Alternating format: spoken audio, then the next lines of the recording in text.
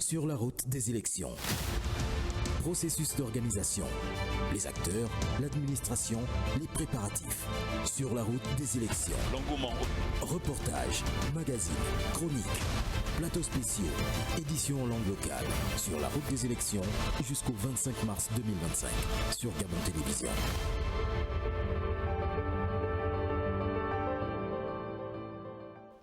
Bonsoir à tous et bienvenue dans ce journal. Débuté lundi dernier, le séminaire de formation sur le nouveau code électoral et la supervision du scrutin s'est achevé cet après-midi avec un module pratique sur les différentes étapes du vote. On en parle avec Guy Frendon-Obian.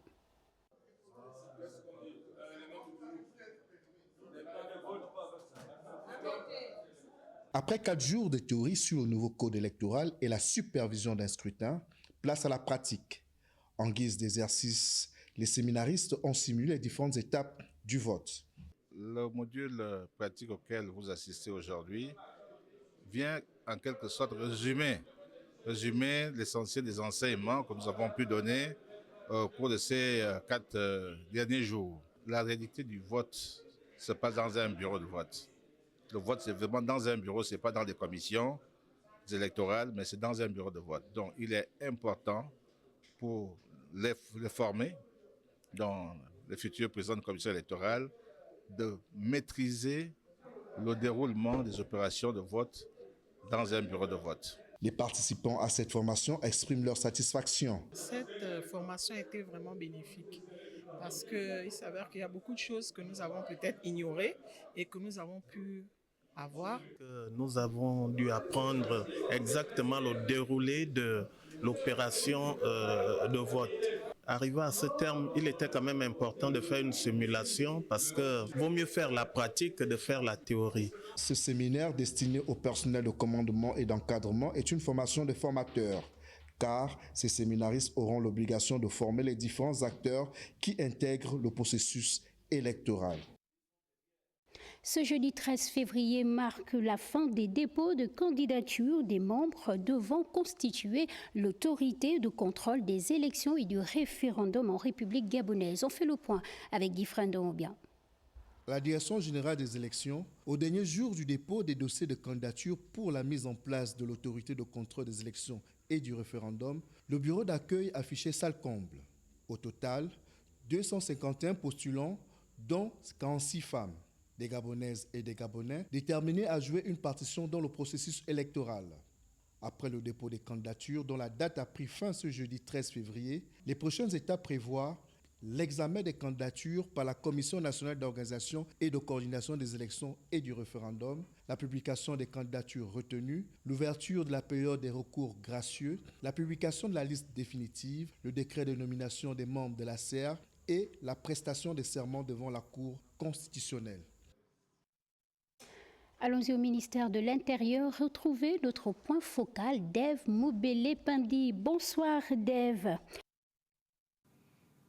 De votre côté, vous nous confirmez... Bonsoir Eva, bonsoir à tous et bienvenue justement.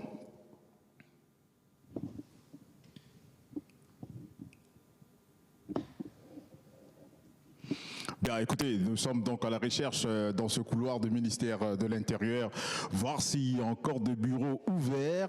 Il est vrai que vous ne m'apercevez pas encore pour l'instant, mais tiens, en face de moi, il y a quand même une porte qui semble être ouverte. On va pouvoir prendre le pouls. Et c'est bien sûr le bureau du conseiller en communication du ministère de l'Intérieur que je prends justement en train de travailler à cette heure très avancée de la nuit, qui nous fait donc l'honneur d'être dans son bureau. Monsieur le conseiller, j'atterris comme ça, de façon mais vraiment inattendue. Bonsoir. Bonsoir. Voilà, bon, mais écoutez, avec vous, on va évoquer les questions les plus essentielles de votre département ministériel. On parle beaucoup, notamment de cette actualité. Mon confrère Guy Frendon-Obian vient de le dire d'ailleurs. On parle de cette clôture de dépôt de dossier au niveau de la CER. Que doit-on retenir en termes de chiffres aujourd'hui? Voilà, en termes de chiffres, l'appel à candidature lancé par le ministre de l'Intérieur le 5 février dernier a connu son épilogue aujourd'hui. Il y a eu beaucoup d'engouement. 251 postulants, dont 46 femmes. Donc c'est pour dire qu'il y a beaucoup de Gabonais qui frappent aux portes de la CER, l'autorité pour le contrôle des élections du référendum. On va paraphraser ce qu'a dit justement Guy-Fred Nongobian, mais ce qu'on peut se dire, c'est que dans les heures qui arrivent, là, très rapidement, on va peut-être procéder à quelles étapes finalement pour arriver à sortir les 9 noms de ce panier-là. Écoutez, les étapes sont celles qui ont été indiquées par votre confrère, à savoir la publication de la liste des candidats retenus. Ensuite, il y aura l'examen de ces dossiers. Ensuite, on va publier les dossiers retenus. Et puis, il y aura une période de recours. Peut-être qu'il y a des gens qui vont se sentir lésés. Et à la fin de tout cela, on va publier la liste définitive. Puis, ils seront nommés par décret du président de la République. Et puis, ils prêteront serment. On parlait justement de cette session de formation des formateurs, finalement aussi. C'était l'une des actualités phares de ce département ministériel. On peut confirmer que les choses se sont passées dans les normes. Oui, les choses se sont bien passées. C'était la session pour la province de l'Estuaire, entendu que cette formation a eu lieu sur l'ensemble du territoire national. Les personnels de commandement et d'encadrement donc étaient à l'école pour s'approprier les nouvelles dispositions du code électoral, car ce sont des personnels qui vont jouer un rôle très important dans ce processus électoral qui va nous conduire à l'élection présidentielle le 12 avril prochain. Eva, écoutez, je vais prendre encore 2 secondes de votre temps précieux. Vous allez passer justement donc la main pour évoquer cette question. On va faire une œuvre pédagogique ce soir, parler notamment de ces 2 institutions, ces 2 organismes ou ces 2 organes, c'est à vous de me le dire, la CER et la CNOSER également. Comment justement définit-on ces 2 organismes-là ou ces 2 organes techniques et quelles sont les attributions justement liées à leur fonctionnement? Écoutez, on va commencer par la CNOSER, qui est la Commission nationale d'organisation et de coordination des élections et du référendum. Le ministre de l'Intérieur en tant qu'organisateur est le président.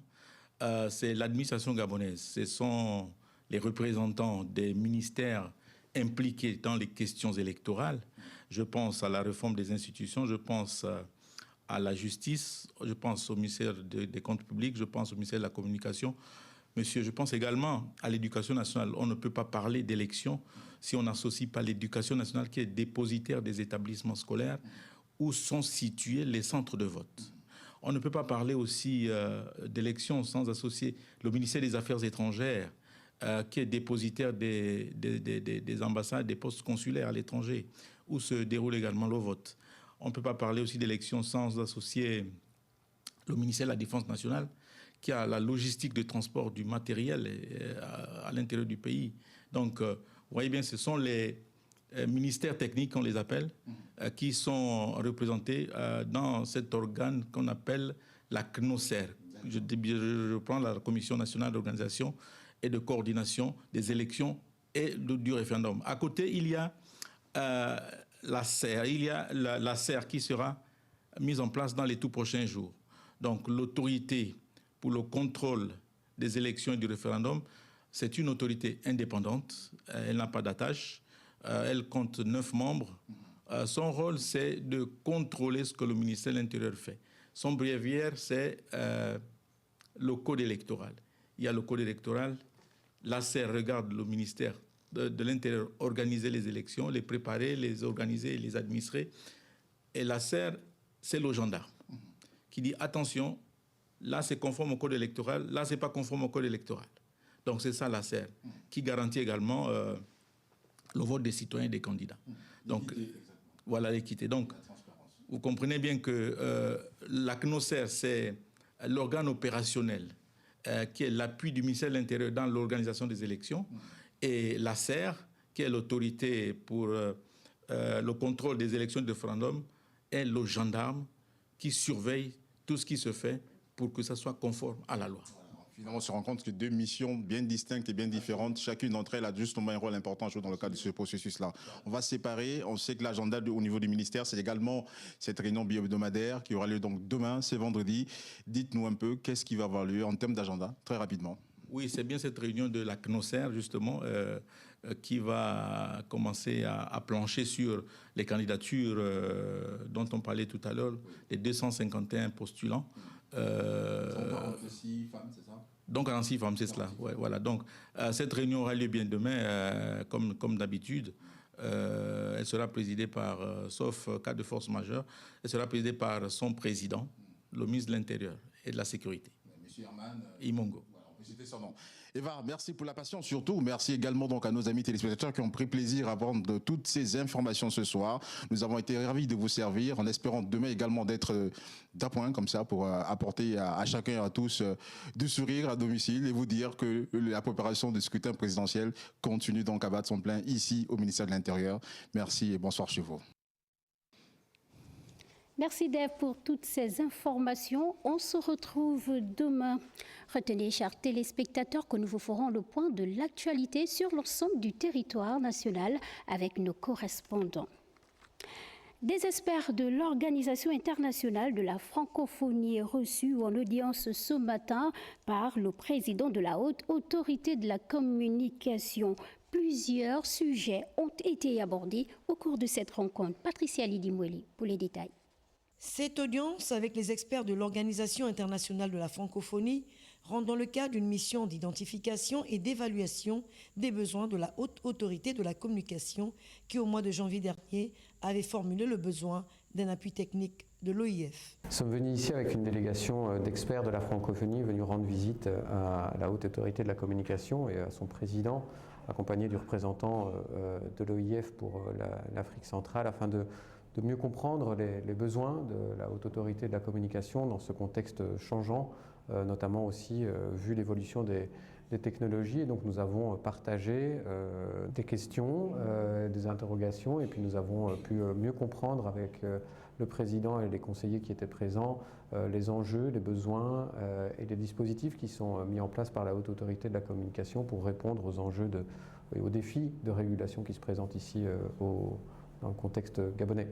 Plusieurs points ont aussi alimenté les échanges entre les deux parties, parmi lesquels les dispositions du nouveau code électoral et la régulation de la presse numérique. Aussi, pour les besoins à court terme de la HAC, un séminaire de renforcement des capacités des professionnels des médias en vue de la couverture médiatique lors des échéances à venir a aussi été abordé et l'OIF attend également apporter son expertise. La francophonie privilégie la solidarité et donc nous souhaitons mobiliser dans le cadre de l'accompagnement des hautes autorités de la communication, des autorités de régulation des médias, toutes les expertises et les expériences francophones. Et donc sur base des besoins qui nous ont été relayés aujourd'hui, nous allons pouvoir faire des propositions pour accompagner la HAC en fonction de ses besoins et des orientations et des priorités que nous donnons à l'accompagnement des autorités de régulation des médias. Rassuré et rassurant, le président de la Haute Autorité de la communication entend ainsi œuvrer pour un écosystème médiatique favorable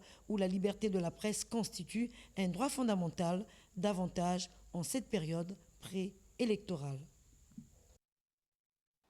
Abel Bombé Nzondo, ancien candidat au fauteuil présidentiel en 2016, a effectué une descente de terrain dans le département de l'Ogoulou-Mimongo. Il a saisi cette occasion pour échanger avec les populations qui lui ont d'ailleurs présenté leur doléance. Patricia Lidimoueli pour le compte-rendu.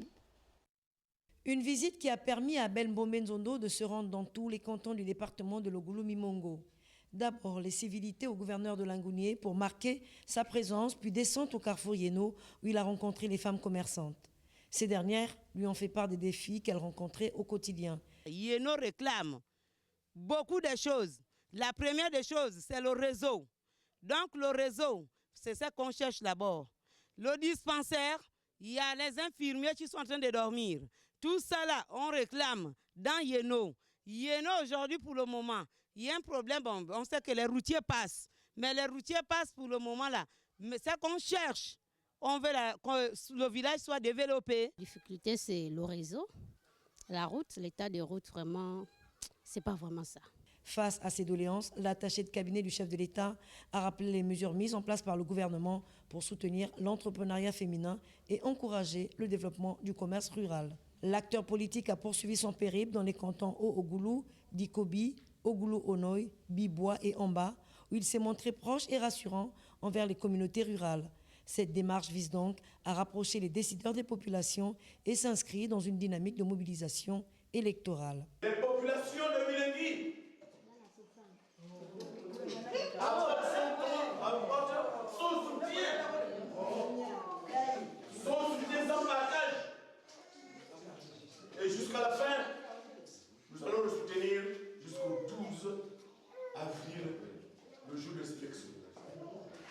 Chaque étape de son itinéraire a été ponctuée par des échanges constructifs permettant à chacun, sinon à tous, d'exprimer leurs attentes et de faire entendre leur voix le 12 avril prochain. Retrouvons notre correspondant Gildas Biviga à Tchibanga. Bonsoir Gildas, quelle est l'actualité de la province?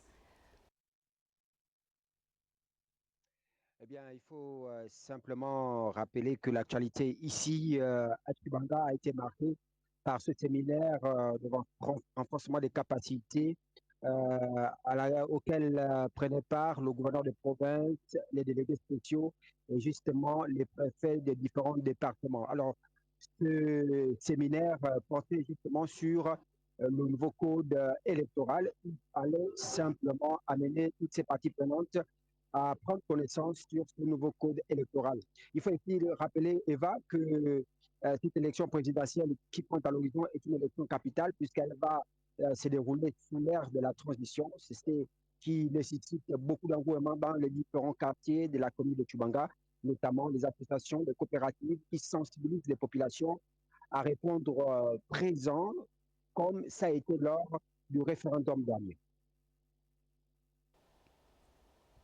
Merci Gildas pour ces informations. On se retrouve demain pour le même exercice. Et pour être en phase avec le contexte socio et politique de notre pays, l'association Les Kougas a organisé une séance de travail. Parmi les points inscrits à l'ordre du jour, la révision des textes et la participation à l'élection présidentielle du 12 avril prochain. On en parle avec Léonel Mboutsou Pissam et Guy Serge Dizambou. 4 points inscrits à l'ordre du jour de cette séance de travail qui prépare la sortie officielle de l'association Les Kougas à l'orée de l'élection présidentielle. La réunion de ce jour était, premièrement, la révision des textes, ensuite la préparation d'une sortie officielle que nous avons dans les prochains jours qui visera de rassembler tous les fils et toutes les filles de la province dans l'objectif de leur faire passer le message. Et quel est le message? C'est la cohésion. Nous œuvrons pour la cohésion, nous œuvrons pour l'unité, mais également nous croyons à un développement durable, mais cela n'est possible que par une unité sincère. Nous appelons massivement tous les ressortissants de la province du Haut-Ogooué à adhérer. L'association est ouverte à toute personne voulant adhérer, pas forcément les ressortissants du Haut-Ogooué. Dans la poursuite de son objectif qui vise à contribuer activement au développement du Gabon en général, le directoire de l'association Les Kougas se veut plus dynamique avec des actions concrètes sur l'ensemble du territoire national. Donc le but premier de l'association est de rassembler les fils et filles du Haut-Ogooué, du moins les ressortissants du Haut-Ogooué. L'association Les Kougas se retrouve pour révisiter les textes afin de redonner une autre direction quitte au soutien du CTRI et de la transition actuelle. Entre activités sociopolitiques et développement communautaire, les Kougas se dit prêt à soutenir le général de brigade Brice Clotaire Oligui Nguema, dont la vision pour le Gabon cadre avec les siennes. Le rendez-vous est donc pris pour la sortie officielle. Et dans ce journal, on parle également de la tournée politique du président de la plateforme Ensemble pour le Gabon qui se poursuit.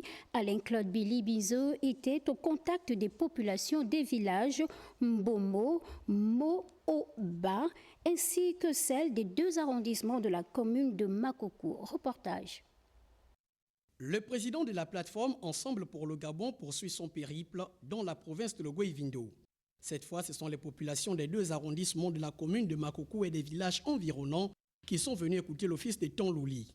Pour le leader de cette plateforme Ensemble pour le Gabon, cette tournée a pour objectif de tous dire sur la situation politique actuelle. Pour Alain-Claude Bilibizo, le coup d'État du 30 août 2023 devrait être un point de rupture avec les erreurs du passé et non une simple rotation d'acteurs politiques au sommet de l'État. Loin d'un simple tour de campagne, cette tournée se veut être un espace d'échange où les citoyens peuvent exprimer librement leurs préoccupations et discuter des solutions pour refonder le Gabon. Avec cette tournée, l'ancien chef du gouvernement veut remettre les citoyens au cœur du débat politique. Cap sur le département de Lanvoung, province de l'Ogooué-Ivindo, l'association de l'Union des jeunes du développement de Lanvoung a organisé une série d'activités. Au programme, sensibilisation sur les futures échéances électorales et messe d'action de grâce. Alpha Dombi pour les détails. Sensibilisation des jeunes aux échéances électorales, c'est dans un esprit citoyen et patriotique que l'association de l'Union des jeunes pour le développement du département de l'Anvon sont allés édifier les jeunes sur l'importance du vote pour les futures élections. Il était question pour l'association de sensibiliser la jeunesse du département de l'Anvon sur les questions relatives aux échéances à venir. Il était question ici d'appeler la jeunesse à se mobiliser, à soutenir la candidature du président de la transition, Brice Clotaire Oligui Nguema. Cette campagne de sensibilisation a commencé par une marche qui a mobilisé le jeune dans le département de l'Anvon, qui soutient la vision du chef de l'État que prône Madame Parfaite Amouyem Olam dans le département de l'Anvon. Je remercie cette fédération qui est arrivée du fait que les conseils qu'ils nous ont donnés, et leur but, c'est pour une première fois qu'on rencontre des jeunes qui viennent voir les vieux dans les villages pour une personne qui veut travailler dans ce pays. Hier, on avait un problème de route. La route est déjà à jour. Bientôt dans un an, elle sera terminée et d'autres choses vont aussi arriver. Nous avons vraiment vu que le Gabon a pris un autre visage. Après des échanges citoyens, place au sport avec un match de gala qui a opposé des équipes locales dans une ambiance festive et conviviale. Le sport, vecteur de rapprochement social, a permis de renforcer les liens entre les fils et filles de la localité. S'en est suivi un moment de recueillement et de prière pour clôturer ces événements qui se sont déroulés dans la paix et la stabilité. Entre sensibilisation électorale, sport et spiritualité, cette journée fut riche en enseignements et en partage. Ces organisateurs espèrent que ces actions permettront aux jeunes du département de l'Anvon de jouer un rôle crucial dans l'avenir politique et social de leur région. Allons-y hors du Gabon, en Afrique du Sud, l'association Force élargit ses horizons avec l'installation de l'antenne de l'Afrique du Sud dirigée par Roméo Ella Onkulu. On en parle avec Joyce Lorna Awangi. Réimaginer la gouvernance et le leadership, la diaspora africaine comme guide de changement, c'est autour de cette thématique que les Gabonais d'Afrique du Sud se sont réunis pour la cérémonie d'installation de la coordination de l'association Force, Forum pour l'organisation de la relance et la concrétisation de l'espoir. À l'ère où le Gabon est en train de vivre une période de renouveau et de reconstruction, nous avons pensé qu'il faut que cette diaspora joue un rôle beaucoup plus important, un rôle de leader, un rôle de porteur d'idées, de porteur de projets et de contribution effective au développement du pays. C'est dans ce cadre-là que nous avons pensé organiser ce débat qui s'est culminé avec l'installation du bureau Afrique du Sud de la structure Force. Convaincu que la diaspora est un levier essentiel au développement d'un pays, le chargé de communication de Force appelle à une véritable cohésion. Il encourage ses compatriotes à s'inspirer des diasporas des pays amis afin de mieux contribuer à la vie politique, économique et sociale du Gabon. Nous avons eu l'opportunité d'entretenir la communauté gabonaise d'Afrique du Sud sur la nécessité de se structurer autour de la plateforme Force afin de répondre aux besoins multisectoriels de développement de notre pays, de constituer une réelle force de proposition pour le Gabon de demain qui nécessite que tous les fils et toutes les filles se mettent ensemble pour offrir un mieux-être à ces populations. L'installation de cette coordination en Afrique du Sud témoigne du leadership de Force qui entend mobiliser les jeunes et éviter qu'ils restent en marge du dynamique de changement amorcé depuis l'avènement du CTRI. Place à présent au mot des élections. Il s'agit de l'élection présidentielle, un processus électoral qui permet d'élire le président d'un État ou d'une république. Elisabeth Guignanga nous en dit plus à ce sujet. L'élection présidentielle est une consultation au cours de laquelle les citoyens d'un pays désignent un président, personnalité susceptible de présider à la destinée de la nation. La durée du mandat présidentiel varie d'un pays à un autre. La première élection présidentielle a eu lieu aux États-Unis du 15 décembre 1788 au 10 janvier 1789, victoire de George Washington. Les médias utilisent souvent l'expression « les élections présidentielles » plutôt que l'élection présidentielle, bien qu'il n'y ait qu'un siège à pourvoir. Même si l'élection présidentielle se déroule en deux phases, un usage plus traditionnel voudrait que l'on emploie le singulier. En revanche, Les termes élections municipales, élections législatives seront toujours au pluriel, car il y a plusieurs sièges à pourvoir par circonscription. Au Gabon, le scrutin présidentiel est uninominal majoritaire à 2 tours. Pour être élu au premier tour, il faut avoir la majorité absolue des suffrages exprimés. Dans le cas contraire, 2 candidats ayant obtenu le plus grand nombre de suffrages sont autorisés à se présenter au second tour. Est élu celui qui obtient la majorité des voix. La prochaine élection présidentielle au Gabon est prévue le 12 avril prochain et selon l'article 170 nouveau, sont éligibles à la fonction de président de la République pour un mandat de 7 ans, renouvelable une seule fois, tous les candidats des 2 sexes, âgés de 35 ans au moins et de 70 ans au plus, jouissant d'un état complet de bien-être physique et mental, ayant résidé au Gabon pendant au moins 3 ans sans discontinuité avant l'élection présidentielle, parlant au moins une langue nationale, entre autres.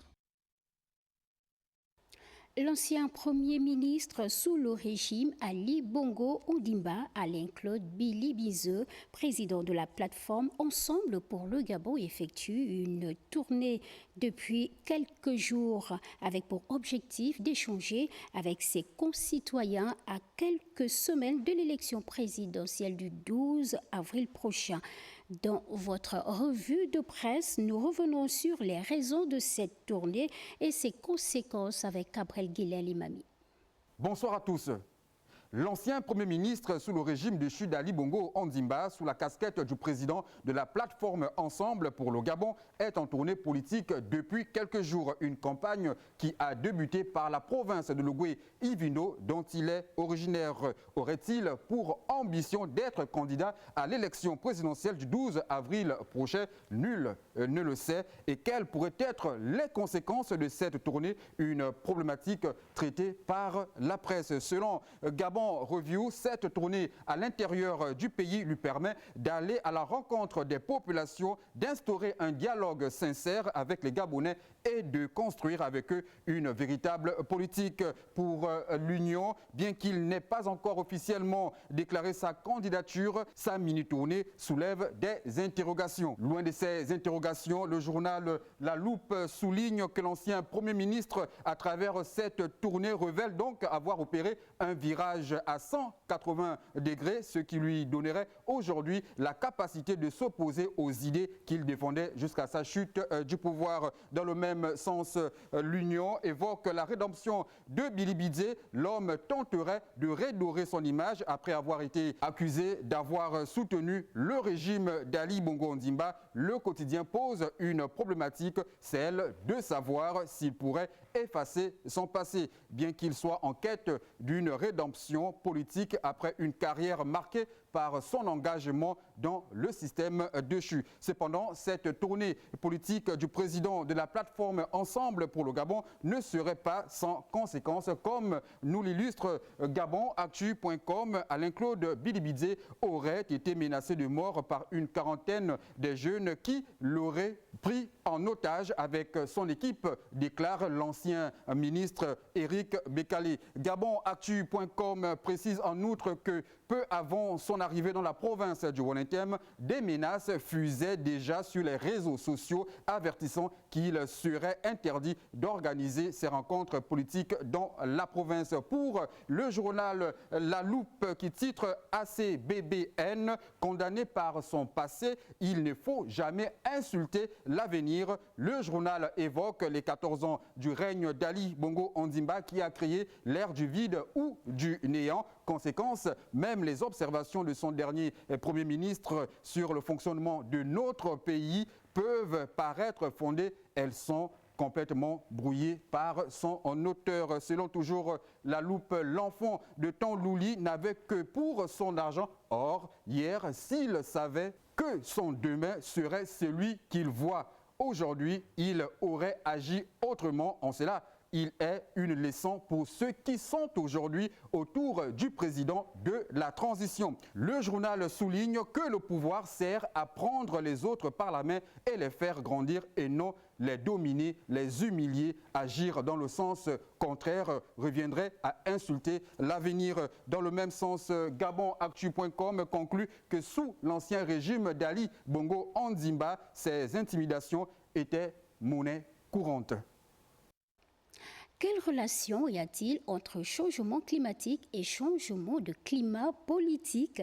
Les deux ont en commun l'effet boomerang, un mécanisme ou une action qui aboutit à la conséquence inverse de celle recherchée. L'idée du boomerang est que tout ce que nous faisons dans le monde, que ce soit bon ou mauvais, nous reviendra un jour ou l'autre sous une forme ou une autre, que ce soit positif ou négatif. La loi du karma, c'est le billet du jour avec Eric Nzengi Badinga Mwanchok.